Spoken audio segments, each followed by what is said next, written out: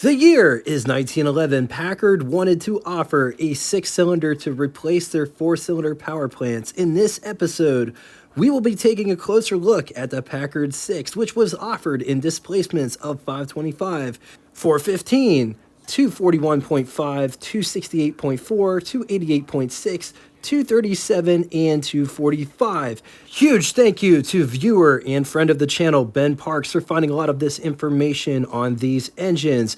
Packard would build the 6 in 3 generations technically, but it's not that cut and dry. The first Packard 6 was built in 1911 for the 1912 model year. 525 cubic inch displacement. The engine was cast in pairs, and it uses a T-head design. The T-head design, it was pretty common in the teens and would become obsolete after World War I. T-head is a side valve engine, kind of sort of like an L-head, but instead of the valves running in a straight line, in a T-head engine, intake valves are on one side, exhaust valves are on the other side. When viewed from the end of the crankshaft, the cylinder combustion chamber resemble a T, hence the name. Anyway, cylinders are cast in pairs. The head is cast as part of the cylinder block assembly, which means the head and cylinder are one piece and they don't come apart. The cylinders are mounted to a 2-piece aluminum crankcase with an upper and lower part. Bosch dual magneto float feed carburetor with automatic mixture control. 525 cubic inch displacement. T-head 8.5 liter inline 6. It's good for 74 to 82 horsepower at 1720 RPM. This is an estimate. It could make up to 250 pound-feet or 338 newton meters at about 1,000 RPM. Bore of 4.5 inches and a stroke of 5.5 inches with 4 main bearings. Years this engine was used was 1911 through 1915. Bit of a side note, you might be wondering why they cast it in pairs and eventually triplets, and that is because they didn't have a way to cast a monoblock design at this point. Plus, if you had a problem with the cylinders, you could just replace those 2 cylinders or 3 cylinders, not the whole block. Also, casting was expensive and it was more cost effective to just cast in pairs or triplets. In 1912, Packard wanted to offer another 6-cylinder, smaller in displacement, with a new valve arrangement, L-head. Instead of the T-head in an L-head engine, all of the valves are in a single line, alternating between intake and exhaust. This engine, cylinders are also cast in pairs, 3 blocks of 2. Bosch dual magneto float feed primer. Oiling system was force fed to the pump gear with auxiliary oiling system connected to throttle. It's also important to note that in 1914, they would change the casting from 3 blocks of 2 to 2 blocks of 3. 415 cubic inch displacement. Inline 6, L-head, 6.8 liters. It's good for anywhere between 60 to 65 horsepower at 1720 RPM. This is an estimate, 198 pound-feet or 268 newton meters in and around 1,000 RPM. With a bore of 4 inches and a stroke of 5.5 inches, this engine had 7 main bearings. Years this engine was used was from 1912 to 1915. This engine led to the discontinuation of the Packard 4. It's also important to note this engine was featured in the first Packards to use left-hand drive. It also used an electric starter, which was a Delco starter, the same one Charles Kettering designed. In 1916, Packard would only offer the twin 6, taking the single 6 off the menu for 4 years, bringing the single 6 back in 1920 for the 1921 model year with an all-new, much smaller L-head 6 with a displacement of 241.5 cubic inch displacement, which is almost half the size of the previous Packard 6. They brought back the single 6 to try to get more people into the Packard tent, but sales wasn't all that great for the Packard 6. They were still selling the twin 6 more or less. They wanted a less expensive entry model to get into the brand. The block and cylinders are cast as one piece instead of pairs like the previous engines. Water completely surrounded the cylinder barrel. Detachable cylinder heads, crankcase was cast in 2 parts with an upper and lower, made of aluminum alloy. and is supported at 3 points. The crankshaft and camshaft main bearings are in the upper half of the crankcase. Lower half forms the oil reservoir. Pistons are cast iron with 3 rings at the top, 241.5 cubic inch displacement, L head 6, 3.9 liters. It's good for 52 horsepower at 2400 RPM, estimated 113 pound-feet, or 153 newton meters around 1500 RPM, with a bore of 3.375 inches and a stroke of 4.5 inches. Compression is 4.8 to 1. Years this engine was used was between the years of 1920 through 1922.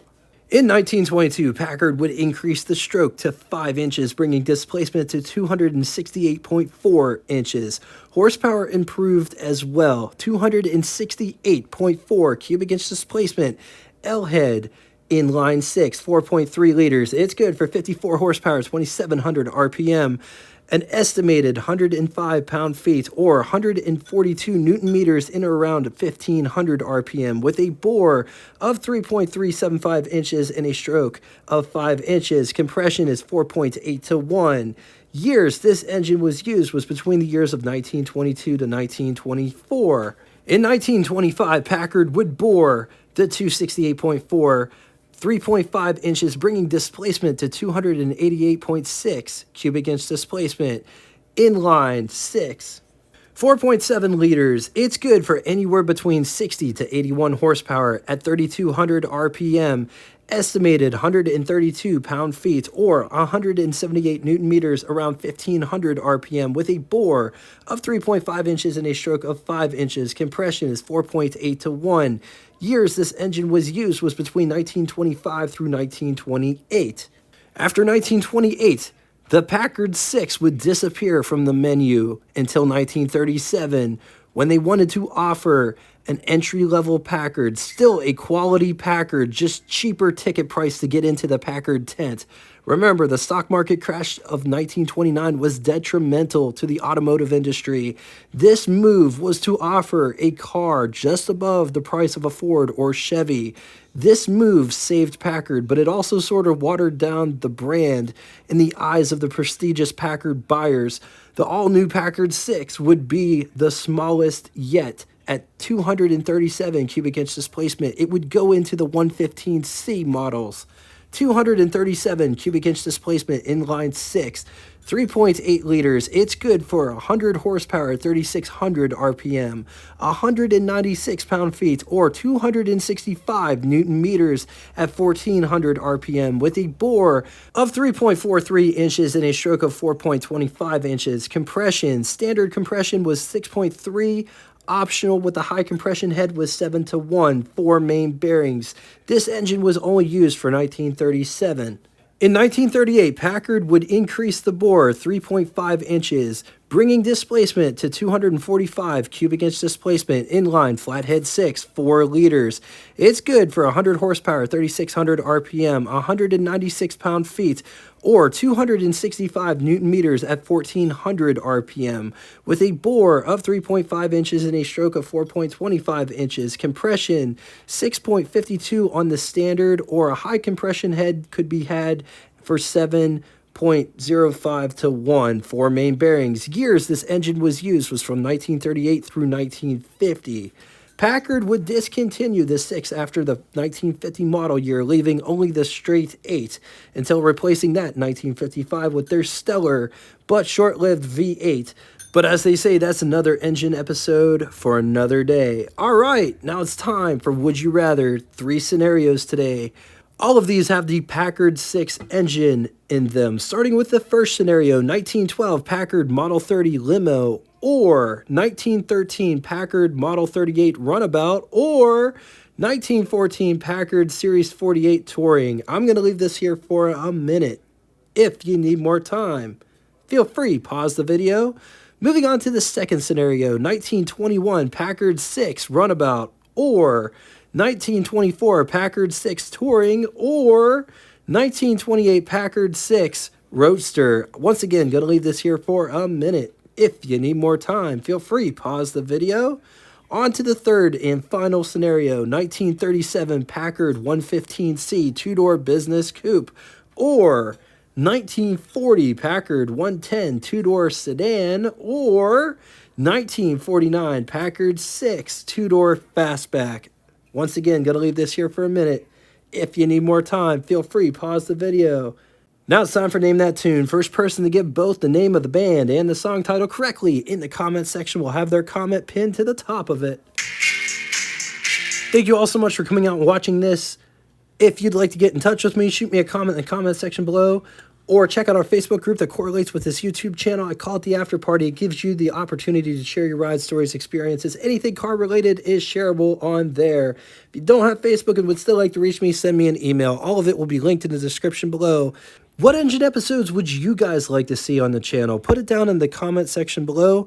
Thanks again, Ben Parks, for everything. I really appreciate all the information that you sent me. Till next time, toodaloo!